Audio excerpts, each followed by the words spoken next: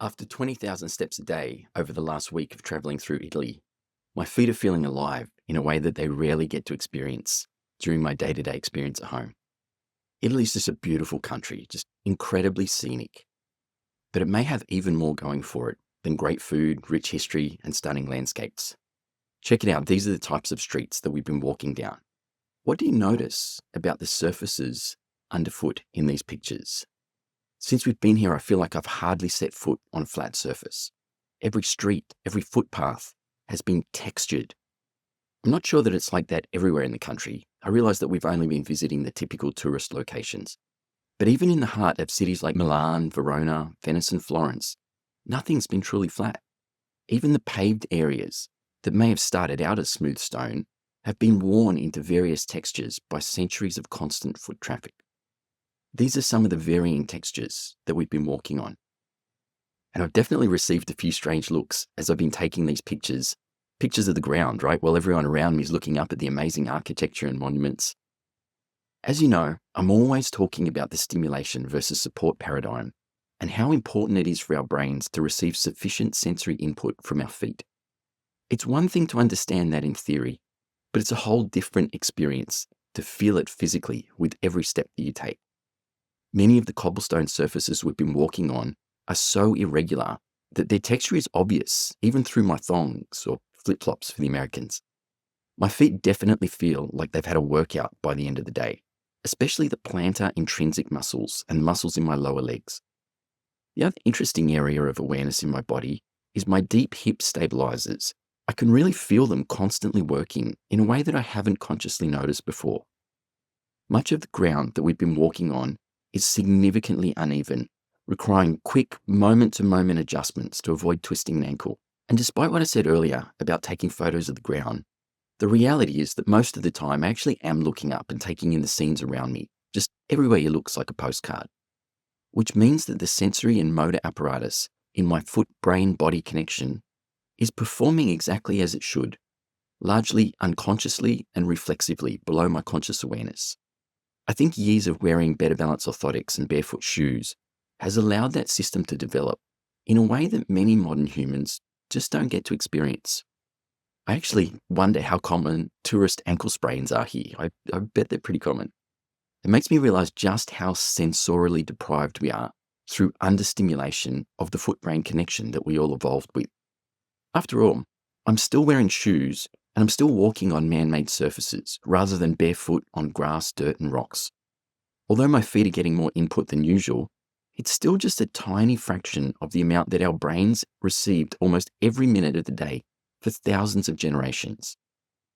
When I first started exploring these ideas, I thought shoes were the real culprit, and they definitely are a big factor. But they're not the whole story. These days, I actually think the flat, featureless surfaces that we typically walk on are an even bigger factor.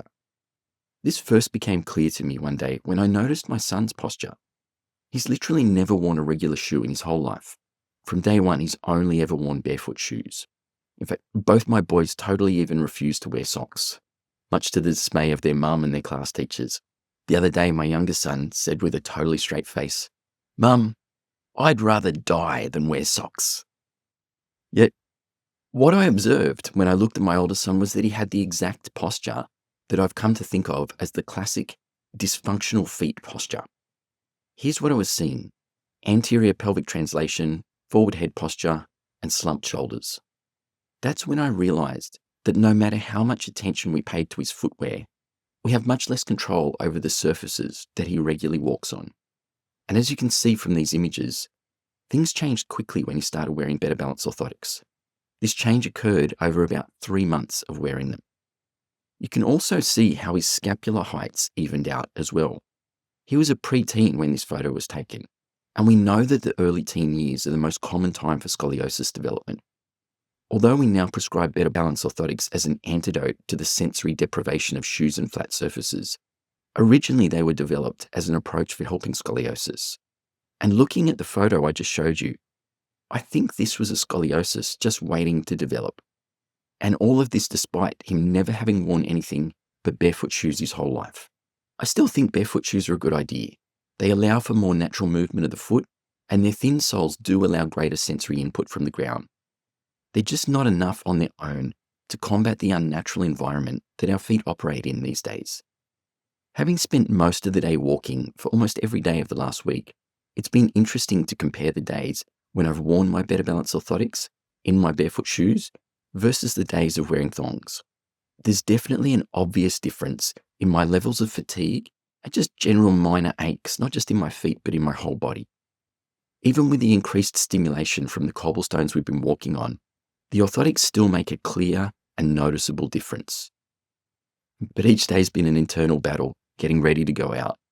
I know I'll feel better wearing my orthotics, but it's just been hot. It's been too hot to even wear shoes here, even for an Aussie. I think what's really unique about Better Balance orthotics is that they work on both a sensory and a motor level. They stimulate both the mechanoreceptors and the proprioceptors. Both of these separate but linked streams of information are required by our brain for proper balance, posture, and movement patterns. I'm aware of some other products out there that increase sensory stimulation through a specific texture that's been shown to increase nerve activation.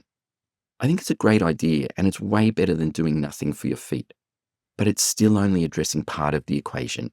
It's stimulating the mechanoreceptors, which are the Merkel discs, the Ruffini endings, the Meissner corpuscles, and the Pacinian corpuscles. But it's not directly stimulating the proprioceptors, the muscle spindles, and the Golgi tendon organs. These only fire when a muscle or tendon lengthens.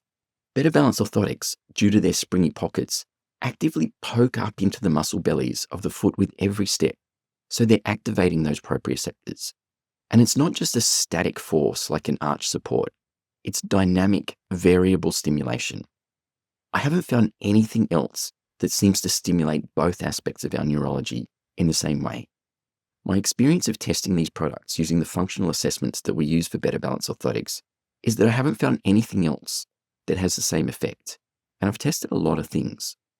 Although they help, they don't produce the same immediate and global changes. I was excited when I came across a huge Nike store in Florence. Thought I was finally going to get my hands on some of the Nike Mind shoes that came out earlier this year, because they haven't made it to Australia yet. They're based on the same underlying sensory stimulation paradigm as Better Balance orthotics, with bumps in the soles designed to stimulate the feet, although in a much more generic and less targeted way than our orthotics. I've been looking forward to running them through our testing process, but unfortunately they were nowhere to be found, even in this huge 3-level megastore. In checking later, I discovered that they're also unavailable online. So I don't know if this means they've been incredibly successful or incredibly unsuccessful. I guess time will tell. Once I finally get a pair, I'll let you know the outcome of my testing. So that's all for this week. We've just arrived in a beautiful, secluded villa in Tuscany, where we're going to be spending the next 3 days attending the UAC family event. Check out the views from my window. It's simply stunning. And the boys are waiting for me to go jump in the pool with them. Sometimes it's a tough job being a dad. But before I go, one more thing. If you're not lucky enough to be walking in such a sensorially rich environment as Italy, then your feet and brain are definitely missing out.